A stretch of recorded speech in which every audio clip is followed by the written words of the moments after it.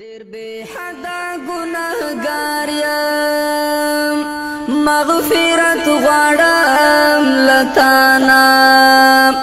زبند دیم بے واسا درتا سوال کوم سبحانا درتا سوال کوم سبحانا یا ارحم الراحمین یا اللہ ذو الجلال والاکرام یا ارحم الراحمین یا اللہ ذو الجلال والاکرام یا رب اسم الاسلام بورندی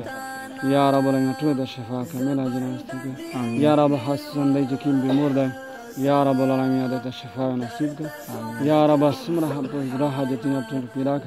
مشکلات حل کا تکلیفات حل کا یا رب العالمین اسم الاسلام اور د مشکلات مغفرت نصیب کړه یا رب د عمرنا دراز کا وش برکتنا اوچو یا رب العالمین بشارت دوست حاجتنا ټول پیرا مشکلات حل کا تکلیفات حل کا رب اجعلني مقيم الصلاة من ذريتي ربنا وتقبل دعاء ربنا اغفر لي ولوالدي وللمؤمنين يوم يقوم الحساب برحمتك. حاج صاحب دا خو لکه دا میژ دغه خپل طیب داسې ملګري سره جمع شوي که نه میژ دغه جي په پیسې باندې دا سرګوري مرګوري سیسټم نه دی که نه لکه چې چا ته به وي خواهش وي صدقه پشه وکړي دا دولې میژ یو ورور دی سعودیه نه دولې نو هغې ویل چې دغه جماعت ته چېرې داسې چې طالبون وي پکښې سبق وي هغه ته یې ویل اوس به کیر ته وکړه بیا نن مې ویل چې یاره خو دا مثال خالي نه لږ کړي صدقه نور سره کاکا وټاکه دا 15 کیلو ورژې مې ورته پخې کړې او لکه دغه شي ضرورت خو خامخا هر زوی شته که نه نو دلته شه چې دا ولګېدله ته څه مخصوص وي مثال خوند یې وکړه نه یې وکړو دمره خوند یې وکړه پوه شوې که نه دا خو صدقه جاریه ده پوه شوې که نه دا خو د غونډو مسخره دي چې ما د واده ته و اجر ملاوېږي ثواب به ملاوېږي دا خو انتهایي ښه خبره ده پوه شوې که نه والله پاک ته بیا د پوره داسې توفیق ورکوي چې داسې ښکلې ښکلې چارې چې د هغه کوي والله پاک ته توس ته ها دغه احسان بدله په احسان څه درکړي والله پاک ته د توس نه د باقي عمر ها داسې ښکلې چارې وکړي چې ښکلې چارې کوي صدقې وي وغه بیا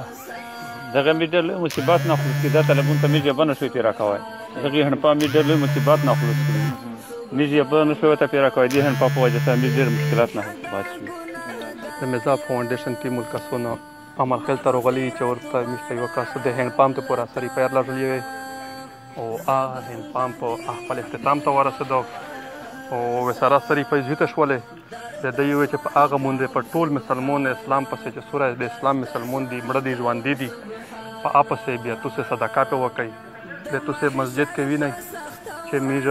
د یغې ریپۍ په دا ځای کې ورته ولګولې چې صدقه مو ورته پې وکړله خیریات مو ورته پې وکړ د چا ولوله موږ وی چې دا کلي وړیکې وړیکې شول ماشومان شول په دا کې څوک یتیمون دي څوک غریبون دي څوک مسکینون دي او هغه یې دی ماشاءالله اوس او انشاءالله تعالی چې د موږ دغه میشن دی چې په کې کښې اوس فلحال موږ په بانې کې چې په کې کښې او انشاءالله چې په کوم ځای کښې وي کوم ځای کې غریب وي یا داسې مسجد وي چې په یو ځای کښې داسې د یوې د تشې ضرورت وي بیا یې موږ ورته رسوي خو د تاسې په خدمات سره د تاسې په مدد سره چې تاسې د موږ مدد کوي بیا او د تاسې ریپۍ امید نه په دا مو هینډ پامپ باندې لګوي چې ته کله ورته وشه چې د مو ریپۍ په هینډ پامپ لګوه یا صدقه ورته پې وکړه اوس هغه تقریبا 2-3 جماعتونه دي سره چې هغه موږ ته ویلي دي چې د انچي او د پایپ او د هغه ضرورت د یبې نو انشاءالله تعالی چې د تاسې نه موږ پر زوله پیر کړي چې تاسې د موږ سره مدد وکئ چې موږ د څو جماعتونه دي چې دغه چې څه ضرورت دی چې دا موږ ته پیرا کړي والسلام